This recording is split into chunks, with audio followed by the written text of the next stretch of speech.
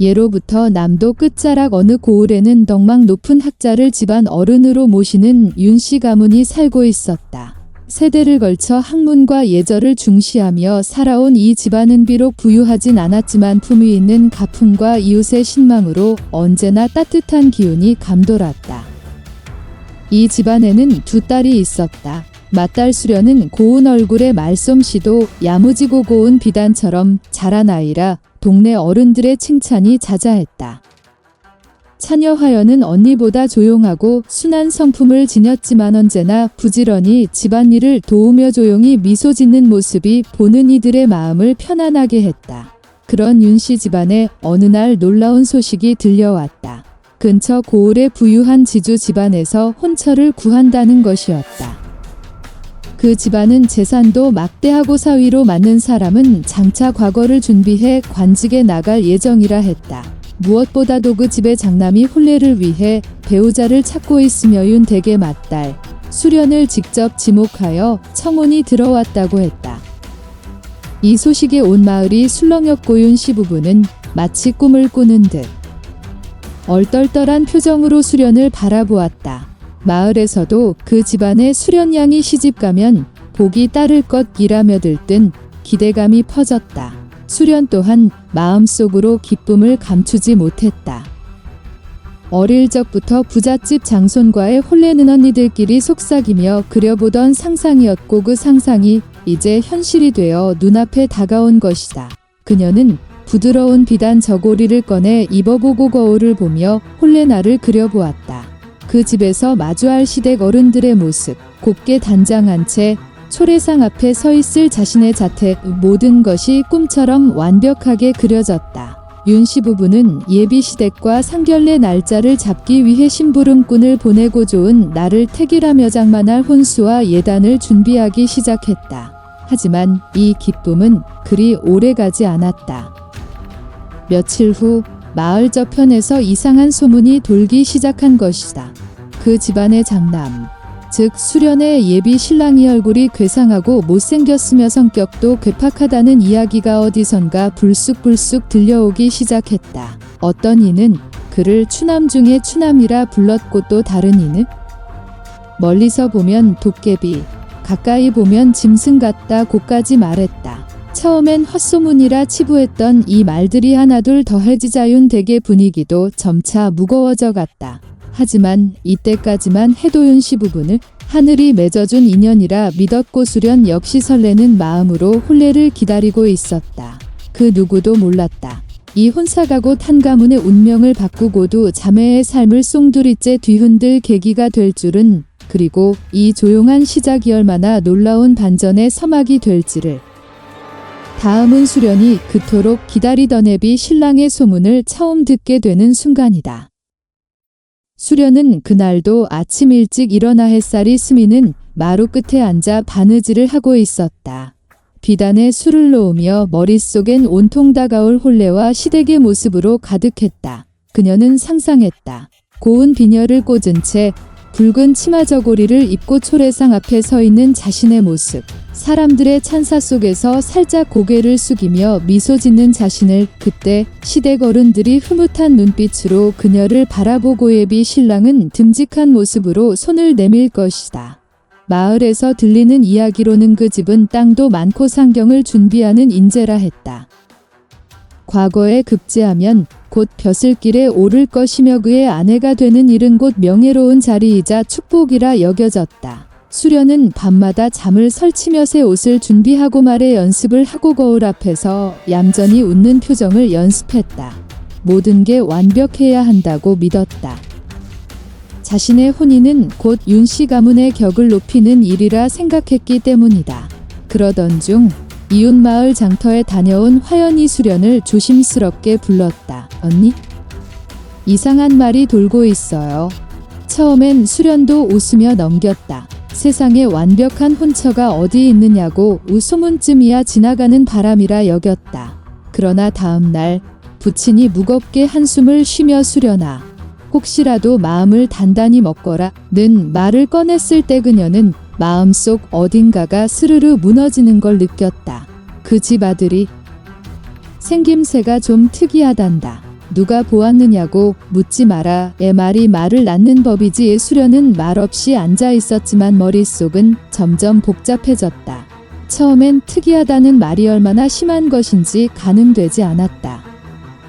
하지만 시간이 흐르며 소문은 점점 더 구체적이고 악의적으로 변해갔다. 눈이 짝짝이고 입은 찢어졌대. 말할 때 입에서 냄새가 나서 하인이 기절했다더라. 태어날 때부터 뱀 같은 얼굴이라 도령방의 거울도 없대. 수련은 점점 혼란스러워졌다. 내심 믿고 싶지 않았지만 주변의 표정이 바뀌고 심지어 친구들까지 그래도 시집 갈 거니 하고 묻기 시작하자 그녀의 가슴은 조여왔다. 밤이 되면 그녀는 거울을 보며 속으로 물었다. 내가 감당할 수 있을까? 만일 소문이 사실이라면 그 얼굴을 마주보며 평생을 살아야 하나. 꿈꾸던 혼례는 점차 두려운 그림자가 드리운 미래로 바뀌기 시작했다. 심지어는 잘못된 혼처에 자신이 희생양이 되는 듯한 억울한 마음도 들었다. 그녀는 혼자 중얼거렸다. 아무리 명문가라 해도 얼굴이 그렇다면 사랑할 수 없잖아. 그 한마디는 곧 그녀의 마음속에 크고 깊은 균열을 내기 시작했다. 그녀의 눈빛은 점점 얼어붙었고 말수는 줄어들었으며 심장이 쿵쿵 울릴수록 혼례의 날은 다가오고 있었다. 그러나 수련은 아직 알지 못했다. 자신의 이런 감정이 얼마나 큰 선택으로 이어질지, 그리고 그것이 가문의 명운을 어떻게 흔들지에 다음은 수련이 결국 그 혼례를 거부하는 날의 이야기다. 햇살이 따사롭게 들이치던 어느 아침 수련은 아침밥상 앞에 앉아 있었지만 젓가락은 끝내 그릇을 향하지 않았다. 어머니가 정성껏 끓인 미역국도 달짝지근한 무침 나물도 입에 닿는 순간 비릿한 위액이 역류할 것만 같았다. 그녀는 멍하니 앉아 방문 틈으로 들어오는 변만 바라보다가 갑자기 조용히 입을 열었다. 이 혼례 하지 않겠습니다. 윤씨 부부는 수저를 내려놓았다. 그 방 안은 찬물이 끼얹어진 듯 정적에 휩싸였고 하연마저 숨을 죽인 채언니를 바라보았다. 무슨 말이냐. 수련아. 아버지의 목소리는 낮았지만 그 안엔 무겁고 단단한 울림이 깃들어 있었다. 수련은 더는 눈치를 보지 않았다. 저는 그분의 얼굴을 본 적도 없습니다. 하지만 온 마을이 뭐라 합니까? 괴이하게 생겼다. 눈이 짝이다. 입이 찢어졌다. 이런 소문들 속에서 제가 어떻게 그 사람을 남편으로 맡겠습니까? 어머니는 황급히 딸의 손을 잡으며 말했다. 세상 말이 다 옳은 것도 아니고 사람의 됨됨이는 얼굴로 판단하는 것이 아니다. 그 집은 인품과 가세가 훌륭한 곳이다. 그러나 수련은 고개를 저었다. 사람이 얼굴만 보고 산다고 말하진 않겠습니다. 하지만 평생을 함께할 사람이라면 최소한 피하지 않고 마주볼 수 있어야 하지 않겠습니까? 그녀의 목소리에는 흔들림이 없었지만 그 속엔 깊은 두려움과 복잡한 심경이 담겨 있었다. 아버지는 한동안 말없이 앉아 있었다. 그는 딸의 말이 일리가 있다는 것을 부정할 수 없었다. 그러나 이미 혼담은 성사 직전이었고 며칠 뒤면 예단과 예물이 오갈 상황이었다. 그 혼처를 물을 경우 윤댁은 마을 안팎에서 체면을 잃게 된다. 더구나 그 혼사가 결렬되면 앞으로 다른 좋은 혼처가 들어오리란 보장도 없었다. 수련아. 이건 단지 너만의 일이 아니다. 우리 집안, 나아가 내 동생에게까지 영향을 끼칠 수 있다. 그 말에 수련은 움찔했지만 곧 다시 단호하게 고개를 들었다. 그래도 저는 제 뜻을 굽힐 수 없습니다. 이 결혼은 제게 지옥이 될 겁니다. 그녀는 울지 않았다. 대신 두 손을 무릎 위에 올리고 고개를 숙인 채 그 결정을 받아들이겠다는 자세로 앉아 있었다. 그 순간 방 안의 공기는 숨막힐 듯 정지했고 윤씨 부부는 서로의 눈치를 보며 말을 잇지 못했다. 다음 날부터 혼례 준비는 중단되었다. 예단은 멈추었고 예복 장만도 멈추었으며 곧장 시댁 쪽에 편지를 써서 사정을 설명하게 되었다. 그러나 일이 그리 쉽게 흘러가지 않았다. 혼사 소문은 금세 온 마을로 퍼졌고 맏딸이 혼례를 거절했다. 는 소문은 윤댁을 향한 손가락질로 바뀌었다. 거만한 집이다. 시댁이 못생겼다고 사람을 깎아내리나. 수련양이 고운 건 알지만 너무 콧대가 높다. 이 수련은 이제 집 밖으로 나갈 수 없게 되었다. 모든 시선이 자신을 향해 비난을 쏟아냈고 심지어 친한 이웃조차도 조심스럽게 거리를 두기 시작했다. 그 속에 서윤씨 집안은 안팎으로 균열이 생기기 시작했다. 그리고 바로 그때 조용히 수련의 방을 지나던 화연이 잠시 멈춰 섰다. 그녀의 눈빛엔 무언가 단단한 결심이 담겨 있었다. 다음 편에서는 모든 기대와 불안을 삼킨 채 화연이 언니 대신 올레에 나서겠다고 나서는 순간이 펼쳐진다. 집안의 공기는 날마다 무거워졌다. 수련의 결심이 알려진 뒤로윤 댁의 마루에는 말수가 줄었고 밥상 앞에서는 젓가락 소리조차 조심스러워졌다. 아버지는 새벽마다 밖으로 나가긴 시간을 돌아다니다가 돌아왔고 어머니는 밤마다 등불 아래서 손에 쥔 천만 바라보다가 한숨을 길게 내쉬곤 했다. 수련은 방 안에 머물렀다. 창문을 열지 않았고 거울도 보지 않았다. 스스로 내린 결정이 옳다고 믿고 싶었지만 집안의 분위기가 어두워질수록 그 확신은 점점 흔들렸다. 마을의 말들은 매서웠다. 윤씨 집안이 혼사를 가볍게 여긴다는 이 맏딸이 외모만 보고 사람을 재단했다는 이 그 소문들은 바람처럼 집 안으로 스며들었다. 그런 가운데 화연은 매일 아침 평소처럼 부엌에 불을 지피고 물을 길어오며 아무 말 없이 하루를 시작했다. 그녀는 언니처럼 감정을 겉으로 드러내지 않았고 부모 앞에서도 늘 고개를 낮추고 있었다. 그러나 화연의 마음속에서는 조용한 파문이 일고 있었다. 언니의 두려움도 이해했고 부모의 곤혹도 보였으며 무엇보다 이 혼사가 깨질 경우 집안이 있게 될 상처를 그녀는 누구보다 또렷이 느끼고 있었다. 어느 날 밤화연은 등불이 꺼진 마루에 홀로 앉아긴 시간 생각에 잠겼다. 만약 언니가 혼례를 하지 않는다면 이 혼처는 완전히 사라질 것이다. 그 집안의 체면도 상할 것이고 윤씨 가문 역시 쉽지 않은 세월을 견뎌야 할지도 모른다. 그때 화연의 마음에 하나의 생각이 떠올랐다. 아주 단순하지만 아무도 쉽게 꺼내지 못할 생각이었다. 그녀는 스스로에게 물었다. 내가 가면 어떨까? 언니 대신 내가 그 혼례를 치른다면 모든 것이 조금은 나아지지 않을까? 화연은 자신이 언니보다 뛰어나지도 더 고운 것도 아님을 알고 있었다. 하지만 그녀는 겉모습보다 중요한 것이 사람의 마음이라는 말을 어릴 적부터 믿어왔다. 만약 소문이 사실이라 해도 그 얼굴이 어떠하든 그 또한 누군가의 자식이며 누군가의 삶이라는 생각이 화연의 마음을 차분히 만들었다. 그녀는 조심스럽게 일어나 어머니가 있는 방 앞에 섰다. 문 앞에서 한참을 망설이다가 마침내 낮은 목소리로 불렀다. 어머니는 놀란 얼굴로 문을 열었고 화연은 고개를 깊이 숙인 채 말했다. 어머니 제가 언니 대신 그 혼례를 치르겠습니다. 그 말은 너무도 조용해서 처음엔 어머니조차 제대로 듣지 못한 듯했다. 그러나 화연의 눈빛을 마주한 순간 그 말이 결코 가벼운 농담이 아님을 어머니는 알아차렸다. 무슨 소리를 하는 거니 내가 왜 그런 짐을 지려고 하느냐? 화연은 고개를 들었다. 집안이 흔들리고 있습니다. 언니의 마음도 이해하지만 이 혼사가 이렇게 끝난다면 아버지와 어머니가 감당하셔야 할 것이 너무 큽니다. 그녀는 울지 않았다. 그저 담담하게 자신의 생각을 하나하나 꺼냈다. 저는 아직 두려움보다 책임이 더 큽니다. 그리고 그분을 직접 보지도 않고 사람을 판단하는 것이 과연 옳은 일인지도 저는 잘 모르겠습니다. 어머니의 눈가가 젖었다. 화연의 마른 어른들의 마음을 정면으로 건드렸기 때문이다. 그날 밤 부모는 긴 상의를 했다. 화연의 결심은 쉽게 받아들일 수 없는 것이었고 동생에게 그런 선택을 맡긴다는 것은 또 다른 죄처럼 느껴졌다. 그러나 시간이 흐를수록 그 선택 외에는 다른 길이 보이지 않았다. 수련은 그 사실을 전에 듣고 말없이 고개를 떨구었다. 동생의 결심 앞에서 그녀는 처음으로 자신의 선택이 누군가에게 짐이 되었음을 실감했다. 이렇게 조용하고 단단한 마음으로 화연은 언니 대신 홀레길에 오를 준비를 하게 된다.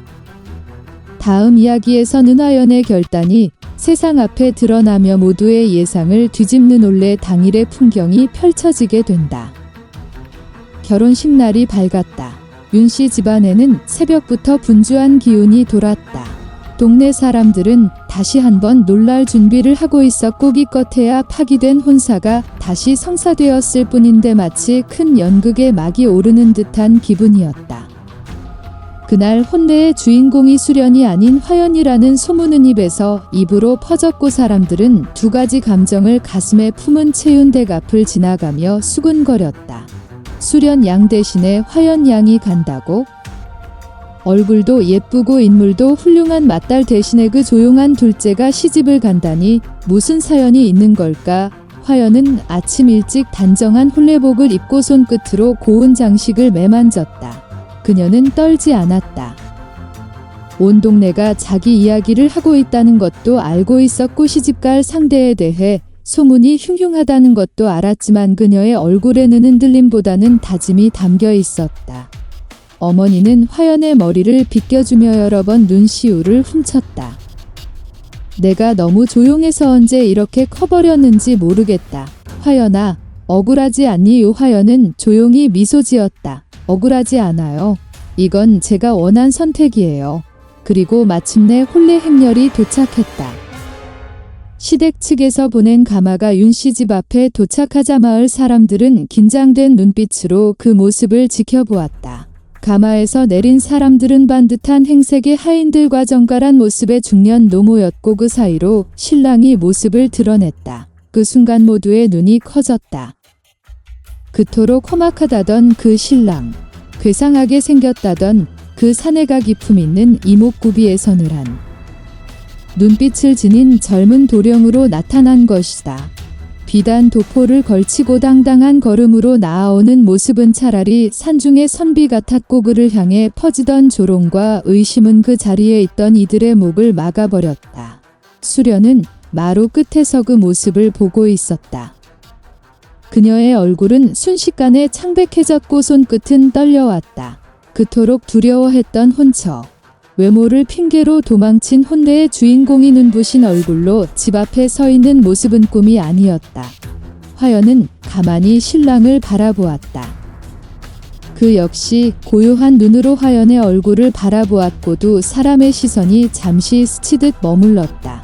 신랑은 아주 짧은 인사만을 남긴 채 가마 앞에 선 화연에게 다가왔다. 오늘 제 옆에 서주셔서 감사합니다.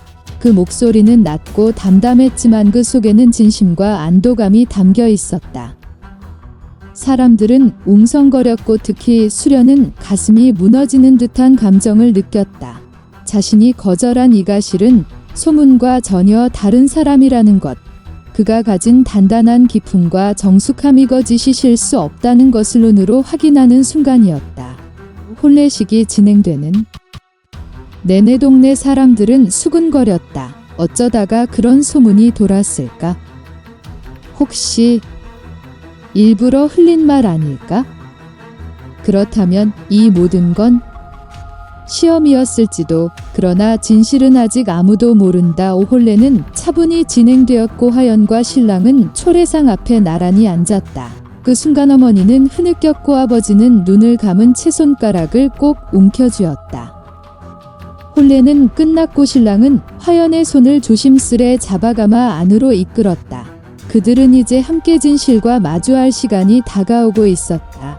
다음 이야기에서는 첫날 밤 신랑이 밝히는 놀라운 비밀이 화연의 마음을 울리게 된다.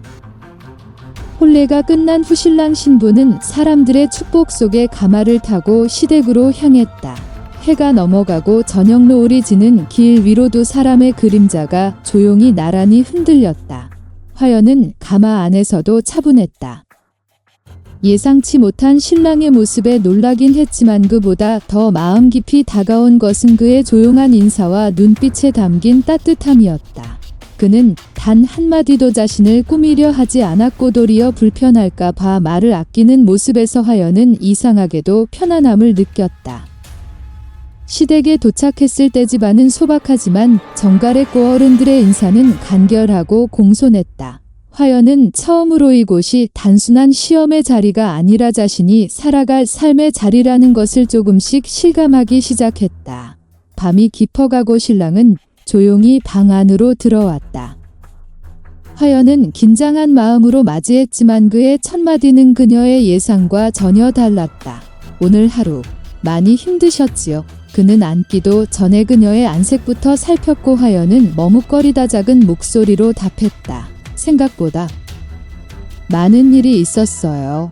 그 말에 신랑은 조용히 고개를 끄덕이고는 등 뒤에 준비해온 작은 상자를 꺼냈다. 그 상자 안에는 붓글씨로 곱게 써내려간 한 장의 편지가 들어 있었다. 그는 그 편지를 화연에게 내밀며 천천히 말했다. 이건 사실 수련아 씨에게 드리려 준비했던 글입니다. 하지만 이제는 당신께 보여야 할 것 같습니다. 화연은 손끝으로 편지를 펴들었다. 그 안에는 그가 일부러 퍼뜨린 소문에 대한 고백이 담겨 있었다. 그는 일부러 자신의 외모를 추하게 묘사했고 사람들이 그것을 입으로 퍼뜨릴 수 있도록 자신의 하인에게 일부러 험담을 흘리게 했다는 내용이었다. 화연의 눈이 커졌다. 그는 왜 그런 짓을 했을까? 그리고 왜 그 모든 소문이 자신에게로 돌아올 것을 예상하면서도 기꺼이 그 길을 택했을까? 신랑 준혁은 조용히 입을 열었다. 저는 한 사람의 마음을 알고 싶었습니다. 가문도 아니고 재산도 아니고 겉모습도 아닌 제 속을 들여다볼 수 있는 사람을 만나고 싶었습니다.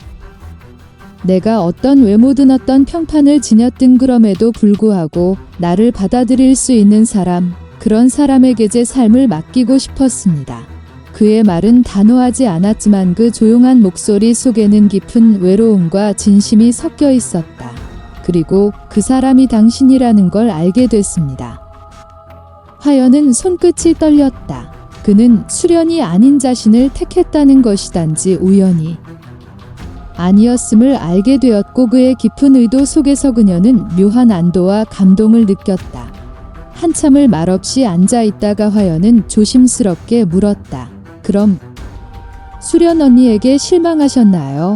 준혁은 미소 지으며 고개를 저었다. 아니요. 그분도 자신의 선택을 한 것뿐입니다. 그 또한 용기였습니다. 그러나 당신은 조용히 손을 내밀어 주셨고 그 손 하나가 제게는 가장 큰 선물입니다. 그날 밤불빛 아래 두 사람은 긴 말 없이 마주 앉아 오래도록 마음을 나누었다. 화연의 눈에는 눈물이 고였지만 그것은 슬픔이 아닌 자신이 처음으로 누군가의 선택이 되었다는 벅찬 감정의 물결이었다. 그날 이후 화연은 두려움 대신 감사함으로 아침을 맞이하게 되었다. 다음 이야기에서는 두 사람이 함께 쌓아가는 삶의 풍경과 그 속에서 더욱 빛나는 화연의 모습이 그려진다.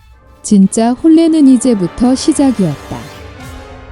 첫날 밤이 지난 다음 날, 화연은 해가 뜨기도 전에 조용히 일어나 새로운 집안의 부엌으로 향했다. 아직 어색한 공간이었지만 손이 닿는 도구 하나하나를 소중히 다뤘고 물을 데우고 밥을 안 치며 마치 오래전부터 이 집의 식구였던 사람처럼 자연스럽게 움직였다. 시어머니는 마루에 앉아 화연의 뒷모습을 물끄러미 바라보다가 고개를 천천히 끄덕였다. 말없이 참 알뜰한 아이로구나. 아침상이 차려지고 준혁은 조용히 상 앞에 앉았다. 화연은 머리를 단정히 묶고 반듯하게 앉아 인사를 올렸다. 이 집의 며느리로서 오늘부터 제 몫을 다하겠습니다. 그 말은 형식적인 예가 아니었다. 그녀는 진심으로 이 가정에 뿌리내릴 준비가 되어 있었다. 준혁은 말없이 수저를 들었고 화연이 지은 밥을 한 숟가락 입에 넣은 뒤작게 미소 지었다. 맛있습니다. 그 말 한마디에 화연의 마음속 깊은 곳에서 작은 불이 켜지는 듯 했다. 그 후로도 화연은 하루하루를 성실히 살아갔다. 새로운 집안의 규칙을 익히고 시어른들께 예를 다하며 이웃들에게 인사를 나누고 마당을 쓸며 조용히 계절을 받아들였다. 준혁 역시 그런 화연을 지켜보며 더 깊은 신뢰를 쌓아갔다. 그는 필요 이상의 간섭을 하지 않았고 때론 함께 마루에 앉아 묵묵히 책을 읽거나 그녀가 술을 놓는 모습을 바라보며 하루를 함께 보냈다. 그들의 관계는 갑작스럽게 불붙는 사랑이 아니라 천천히 따뜻해지는 난로 같았다. 서로에게 시간을 주었고 존중을 앞세웠으며 무엇보다도 진심을 숨기지 않았다. 화연은 점점이 집이 편안해졌다. 처음엔 조심스럽게 움직이던 발걸음도 이제는 익숙하게 집 안을 누비고 시어머니의 표정을 읽을 줄 알게 되었으며 준혁의 작은 버릇 하나하나에도 애정을 느끼기 시작했다. 그러던 어느 날 준혁이 조용히 그녀에게 물었다. 화연 씨는 지금 행복하십니까? 그 물음에 화연은 잠시 말없이 고개를 숙이다가 조용히 답했다. 네, 생각보다 훨씬요. 아니, 어쩌면 태어나 처음으로 마음이 편안합니다. 그 말에 준혁은 오래도록 그녀를 바라보다가 말없이 그녀의 손등을 감싸 쥐었다. 그 손은 예전처럼 시험을 통과한 손이 아니라 이제는 그의 삶과 온전히 엮인 사람의 반려자였다. 그해 가을, 집 앞 감나무엔 주홍빛 열매가 가득 맺혔다. 마을 사람들은 두 사람의 소문을 다시 말하기 시작했다. 그 집 며느리 참 훌륭하다지. 조용하지만 빈틈이 없고 무엇보다도 마음이 곱대. 그리고 그 이야기 속에는 처럼 그 혼사를 두고 떠돌던 흉흉한 말들은 더는 존재하지 않았다. 화연은 어느새 가문의 며느리로서 당당히 자리 잡았고 준혁과의 관계도 서로의 빈틈을 메워주는 든든한 동반자가 되어 있었다. 수련은 그 소문을 전해 듣고 창가에 앉아 가만히 눈을 감았다. 동생이 겪은 시간들을 떠올리며 그녀의 선택이 얼마나 깊고 용기 있었는지를 이제야 실감하게 되었다. 다음 이야기에서는 준혁이 과거에 급제하고 화연이 그의 곁에서 진정한 벗으로 그리고 어머니로서 성장해가는 모습을 담아낸다. 그들의 사랑은 이제 삶으로 증명되기 시작한다. 준혁은 결혼 후에도 학문을 게을리하지 않았다. 그는 매일 새벽이면 등불 하나만 켜놓고 책상 앞에 앉았고 해가 저물어도 붓을 놓는 시간이 짧았다. 그 열정은 결코 조급하거나 과시적이지 않았으며 그저 성실하게, 묵묵하게 자신의 길을 걷고자 하는 사람의 태도였다. 화연은 그런 남편의 뒤를 조용히 지켰다. 그녀는 공부하는 남편이 불편하지 않도록 문을 살짝 열고 차를 올렸고 밤늦게까지 그를 읽을 땐 손수 짠 무릎 담요를 덮어주었다. 그녀는 남편의 학문을 방해하지 않으면서도 언제나 그 곁에 있었다. 말은 악기된 눈빛으로 응원했고 손끝으로 마음을 전했다. 그리고 마침내 세 번째 과거 시험이 있던 해준혁은 기어이 이름을 올렸다. 성균관 유생들 사이에서도 묵직한 글솜씨와 성실함으로 평판이 있었던 그는 종 6품으로 임명되어 처음으로 한성의 관청의 발령을 받았다. 합격 소식이 집으로 전해졌을 때 화연은 조용히 두 손을 모아 하늘을 올려다보았다. 그녀는 울지도 소리내어 기뻐하지도 않았다. 그저 속으로 이렇게 중얼거렸다. 이제야 당신이 진정으로 인정받게 되었군요. 마을 사람들은 다시 윤댁의 이야기를 꺼냈다. 그 집 둘째 따님 말이야. 정말 복 있는 여인이라더군. 그런 멋진 사윗감이 있을 줄은 누가 알았겠어. 수련도 그 소식을 들었다. 혼례를 거부했던 자신의 선택이 얼마나 짧은 판단이었는지를 더 깊이 실감하게 된 순간이었다. 한편으로 그녀는 동생이 이룬 평온하고도 고운 삶이 한없이 부러웠다. 그것은 단순한 부러움이 아니라 존경에 가까운 감정이었다. 화연은 더는 누군가의 그림자가 아니었고 누구 대신 내세운 존재가 아니었다. 이제 그녀는 스스로의 이름으로 인정받는 사람이 되었고 준혁에게는 세상 누구보다 신뢰할 수 있는 인생의 동반자가 되었다. 관청에 나간 지 몇 달 후 준혁은 잠시 고향에 내려와 화연에게 말했다. 이제 곧 경기도 외곽으로 부임하게 되었습니다. 당신과 함께 가고 싶습니다. 화연은 조용히 짐을 쌌다.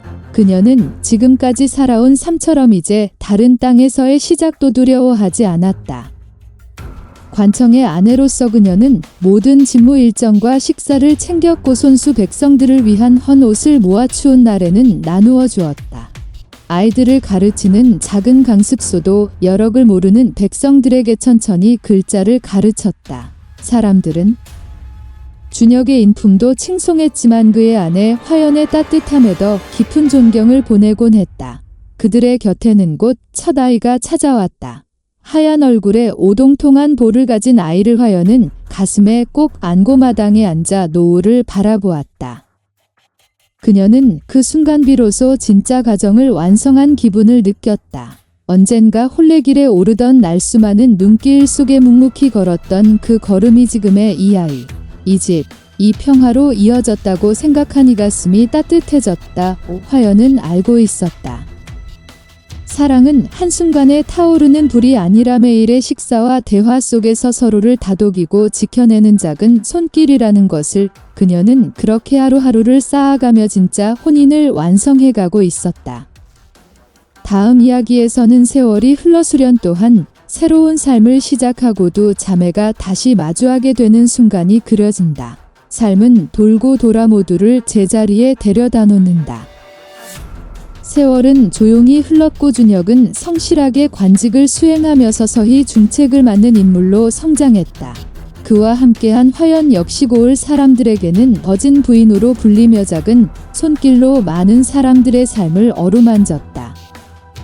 아이도 건강하게 자라났고 화연의 품속에서 자란 그 아이는 밝고 순한 눈으로 세상을 바라보는 아이로 자라났다.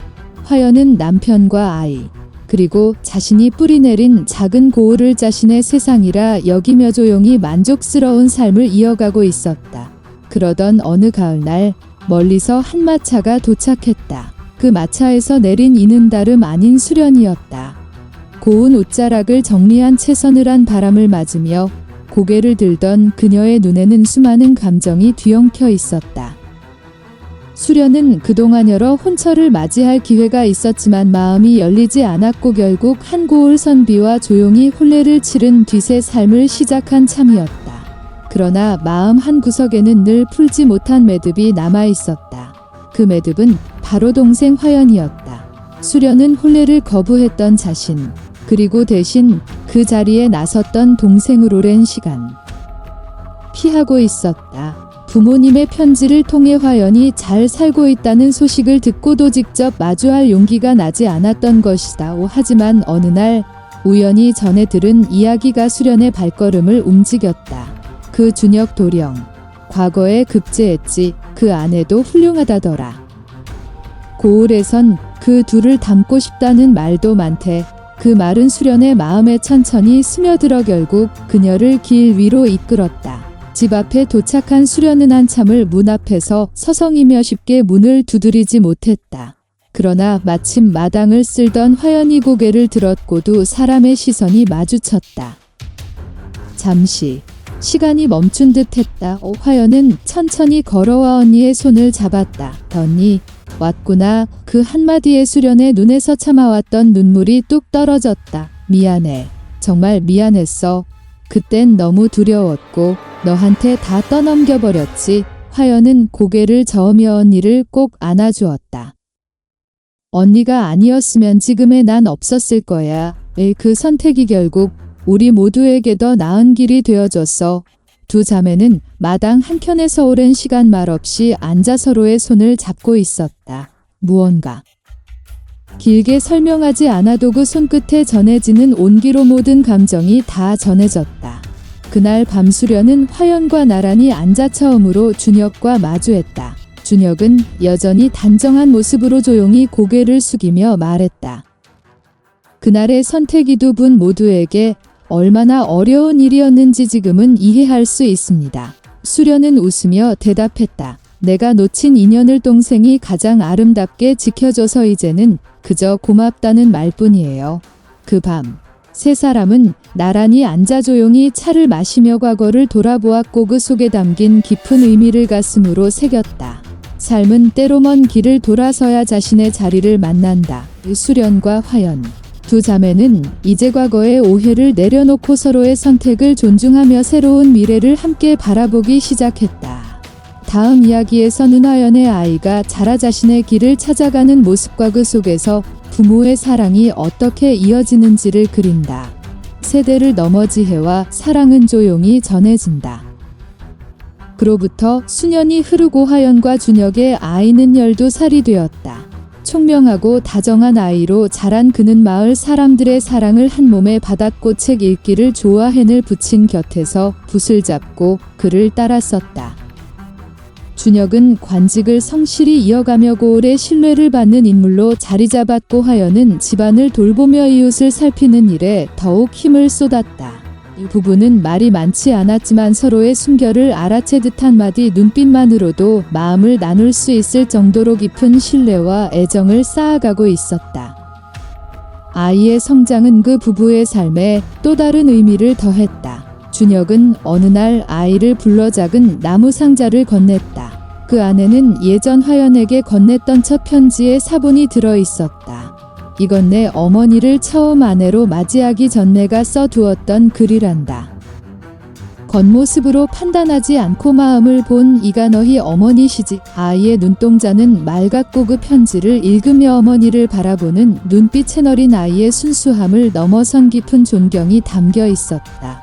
어머니가 정말 용기 있는 분이셨군요. 화연은 아이를 쓰다듬으며 조용히 미소 지었다. 그땐 용기인지도 모르고 그저 내 자리를 지키고 싶었을 뿐이란다. 아이의 질문은 이어졌다. 만약 그날 어머니가 시집가지 않으셨다면 우리 가족은 없었겠죠. 준혁은 고개를 끄덕였다. 그래, 모든 인연은 누군가의 결정에서 비롯되지. 그리고 그 결정은 때론 오해받고 때론 비난받기도 하지만 결국엔 옳았다는 걸 시간이 증명해주는 법이야. 아이의 눈빛이 반짝이며 다시 물었다.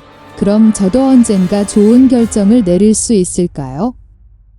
화연은 손을 꼭 잡아주며 말했다. 결정의 옳고 그름은 그 순간보다 그 뒤를 살아가는 마음이 정하는 거란다. 너도 내 삶을 성실히 살아가면 그 모든 선택이 너를 좋은 길로 데려다 줄 거야. 그 말은 화연 자신의 삶을 관통하는 고백이기도 했다. 한때 남겨진 선택지였던 자리에서 그녀는 사랑을 피워냈고 가정을 이뤘으며 한 사람의 아내, 어머니, 그리고 자기 자신으로서 당당히 살아왔다. 어느 늦봄 저녁 두 자매는 다시 마주 앉았다.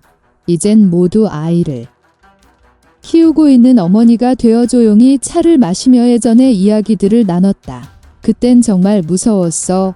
수련이 조심스럽게 말했다. 어떤 얼굴인지도 모르고 그저 소문에 휩쓸려서. 화연은 고개를 끄덕였다. 나도 무서웠어. 하지만 그 사람의 눈빛이 그 모든 두려움을 이겨내게 해줬어.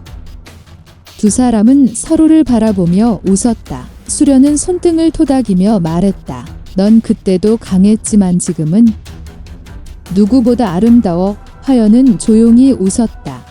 그 말은 세상의 어떤 칭찬보다 따뜻하게 느껴졌다. 그날 밤 아이들은 마당에서 뛰어놀았고 두 자매는 등불 아래서 밤하늘을 바라보았다. 별이 총총히 빛나고 바람은 부드럽게 지나갔다. 모든 선택의 끝에는 길이 있고 그 길은 결국 사람을 성장시키고 삶을 완성하게 한다. 화연의 선택은 그 누구도 원하지 않았던 길이었지만 그 길 위에서 그녀는 사랑을 얻었고 가정을 이루었으며 자신을 세상에 증명해냈다. 이 이야기는 그녀의 승리다. 조용하지만 단단한 한 사람의 인생이 만들어낸 진짜 반전이었다.